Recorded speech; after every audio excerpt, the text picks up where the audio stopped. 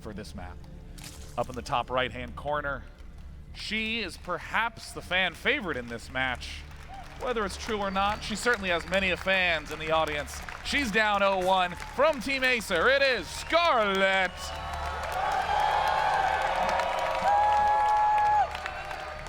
And in the northwest position as the blue Terran, he wants to try to close this game out to win the series and move on with parting. Give it up for Bomber!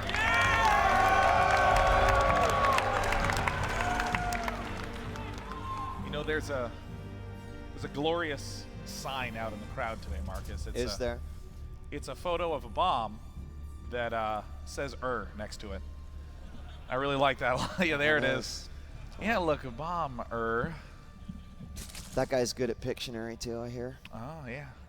He writes out the ER, and the judge is like, hey, you can't do that. Those are letters. But it looks cool. It's like, yes, you win. Congratulations. So let's talk about the implications of this map. This is it for Scarlett. She's got to win this in order to stay alive. Bomber, very confident after a victory, means that he's got some room to, to play around with. And in this case, like, this could be his advanced ticket into day 2. So, we talk about the mentality that each of these players in this case, like, I think that most certainly that Scarlett's under much more pressure in this particular game than Bomber has to be. Yeah. I mean, like, in terms of the map influencing the way they're going to play, we touched on this a little bit right before we did the player intros, that very often players will look at a map like this and say, oh, this map is good for this race because of what the race normally does. No one looks at it and says, what's the potential for this race? So you might look at this as Terran and say, gosh, Biomine pushing is going to be very hard because it's not a clear pathway. There's a lot of counterattacks because Zerg usually goes Ling Mu to Baneling. Therefore, it's stronger for Zerg. But guess what? Bomber, we've seen Pioneer style where he gets very few Widow Mines, just some, mainly Marines and tons of medevacs, and has full force drops spreading out everywhere. He utilizes the speed of the medevacs to basically have almost a Zerg style of Terran play, where he's harassing and dropping and hitting in too many places at once. And I've seen Scarlett fall apart to that style against different players, such as Startail Hack, another player who's a teammate of Bomber. Yeah, I mean, to be fair, I think we've seen a lot of Zergs fall apart to this style. Like this map particular, and note that Scarlett did take that third hatch that's just to the down left of where her natural is, versus the one that is immediately to the left right there. So the thing is like that third that's to the left of the main, it's a little weird because it has the overhang on the side. There's like a secret passageway back to it, but it also makes dropping, for the Terran, like, so fantastic. Come here, back into the main. It makes it much more difficult for you to spread your army out and have to react to each of those drops. Oh, absolutely, yeah. I mean, positioning is amazingly impactful on this map. I mean, Bomber, I think, is going to have the hardest decision of all. Where does he take his third base? There's really not a great third. Yeah, that's right. That Overlord is gonna be fine. Well, for a little while, I think. Don't worry, those Marines have a mission. We'll see. We'll see. Zerg actually has a very self-sufficient form of healthcare. They just heal on their own over time. They just have to hang out long enough. All right, so Zergling's popping up here. See that the wall's out, just to check, make sure, knows obviously the position of her opponent. Third base is up. Oh, look at that. Oh, persistent. Man. Those Zerglings are high-fiving so hard right now. Dude, he totally didn't expect it.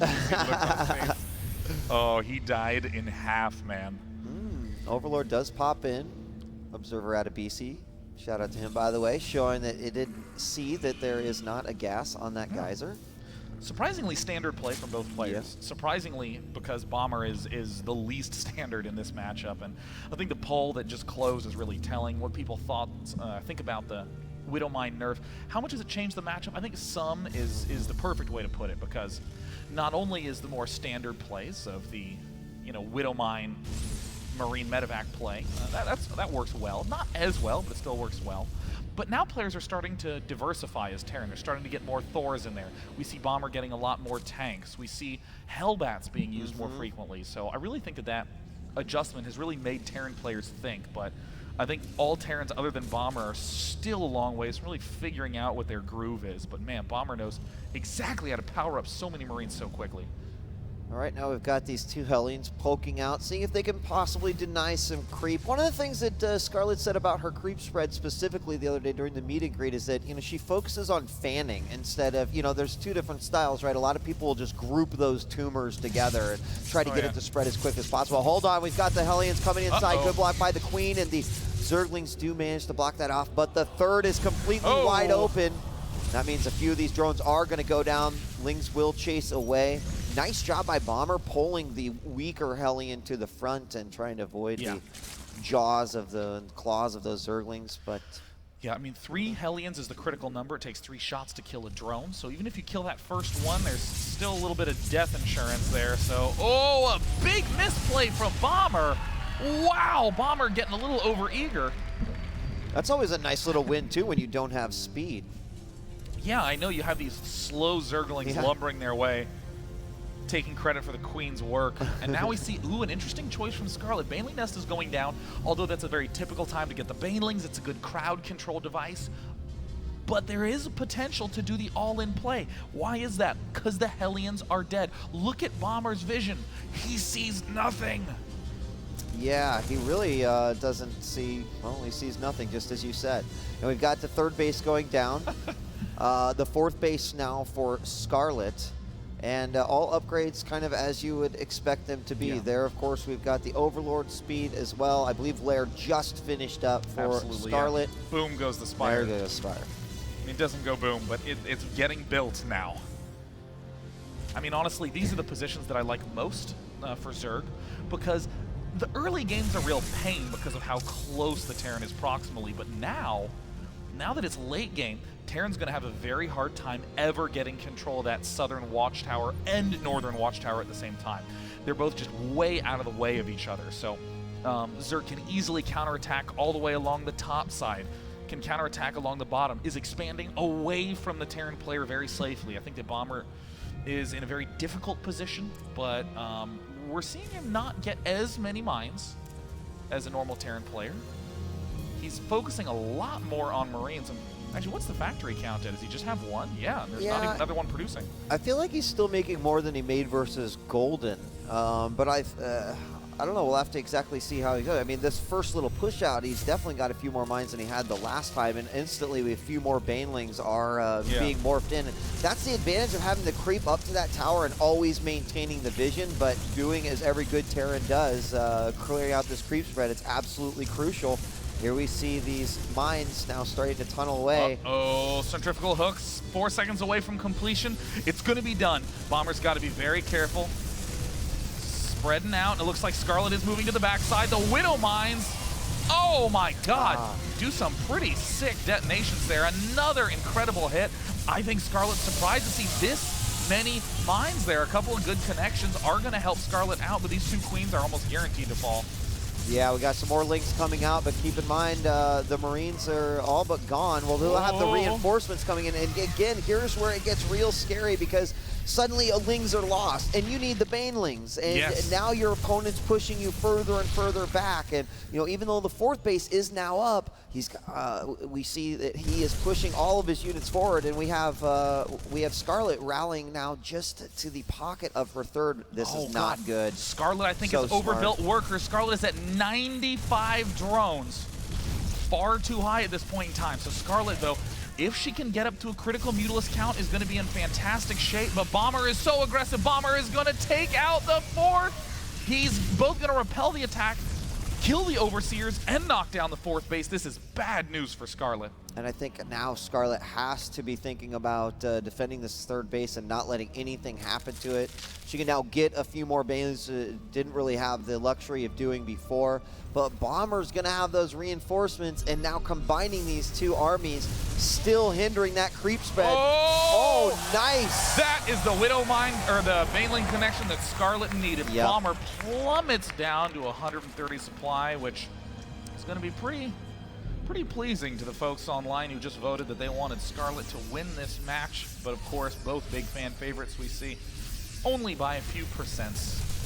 And now, as we see Bomber adding back to his army, he doesn't have that double size that he had due to that Baneling hit. Do you have to just start doing something with your mutas and try to prevent this force from moving forward? I mean, you're still stuck. Yeah. Here we have 12 more Banelings coming out, but we've got a nice sling run It's by. all going to be about counterattacks right now. The Widowmine count is very low for Bomber because he went for aggression. He went for more Marines. He didn't go for the factories. Counterattacks like this are going to be absolutely brutal. And what can Bomber do? He can't hold any position. He has not enough mines, but he's still drilling forward anyways, Marcus. Oh, he did, and he actually took out a lot of Banelings there from Scarlett. Everything seems to be cleared up in the main, and the Baneling count is really low. A pre-spread here by Bomber. Banelings going around to the backside, unfortunately losing a few more than she needed to. And now Scarlett once again with her back against the wall. We've got more Lings coming in, but the Banelings is what's needed to dispatch these large group of Marines. Here we go once again. Oh God, the splitting from Bomber is insane. Bomber does manage to stay alive in this engagement despite not really having very strong reinforcement potential. Losing this base is okay as Scarlett has so many drones and so many locations to head to. This might be the surround, but even so, Bomber's reinforcement lines are continuing to pile up. Wow, and does the medevac count, you mentioned that, just so high, it makes the healing so effective. And really the only way you're getting rid of this army is it's obviously not going one-on-one with the mutas, but you've got to get a Baneling hit similar to what she got earlier on. The muta count looking nice, but that's very, very scary. 3-3 is halfway done. And as you know, that just absolutely eats mutas for breakfast. Not pretty. Well, looks like Scarlett's going to run headlong into the big push from Bomber. Bomber's never let Scarlett get into a good defensive position. No burrowed Banelings, no spine crawlers, no nothing. This is a prey attack from Scarlett. She's hoping she has enough. I don't know if it will be. Zergling's coming in from all sides. It's exactly what Scarlett needed. We're seeing more reinforcements getting cut off. The retreating medevac line's not going to be enough. Scarlett has almost 2,000 minerals banked. Bomber, in a desperation move, is trying to take out the bottom right. Scarlett may have barely secured her defense. I think that's also one of the steps that Scarlett had to make in order to hopefully see if she could find victory in this matchup. The medevacs, unfortunately, even with the lack of units, she had to keep those mutas around and couldn't necessarily chase those medevacs and try to lower those numbers a bit. But I also feel like you still got to be careful. How many Marines are coming out at any given time? Like 12 or 15, and that's a scary amount. Oh no. Oh, and it does connect. But remember, the splash radius has been decreased for those mines, and we're seeing Bomber appropriately readjust his play style. He has barracks to the max, not trying to over factory. I think Scarlett's getting a little over eager here, Marcus. I don't know if this is the best move.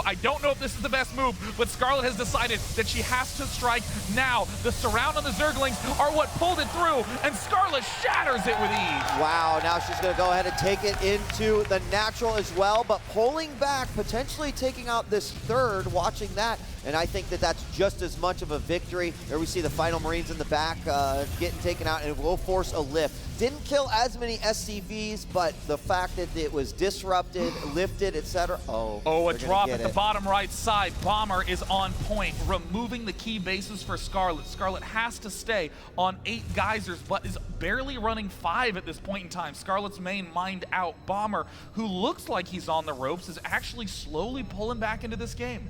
I think the scariest part is that we don't see Hive yet. And please correct me if I'm wrong, that's right? true. But we don't see Hive yet. 3-3 is done. Zergling's left on 2-2. And I think this is going to be a real big problem. I mean, everything else that you could possibly want, whether it be Ultras or the Vipers or anything, is just not there. Oh, Scarlett. Oh no, she moved forward and then back and then forward. The Banelings are not getting the connections they need. This is a big win for Bomber. He's storming forward. Scarlett is suddenly on the ropes again. 44 Lings in production, few coming out. Immediately, many of those turned to Banelings. And we are going to see another hatchery fall. This one, unfortunately, hasn't had much luck in keeping up, and it's not going to be saved. Uh-oh, and Bomber is immediately going to dart into the third base. Scarlett is going to have to fall back. Scarlett is going to have to elect to be on 6 gases again unless she can take out this force. And it looks like yet again the creep spread of Scarlett lets her defend and deflect these drops at the same time. We're now looking at 157 supply to the 77 of Bomber, and one has to wonder, like, at what point is that really proved? Oh, hold on, Baneling's rolling in. Oh, and there it is. Is there going to be a split? GG! No, GG! The crowd goes nuts. Wow.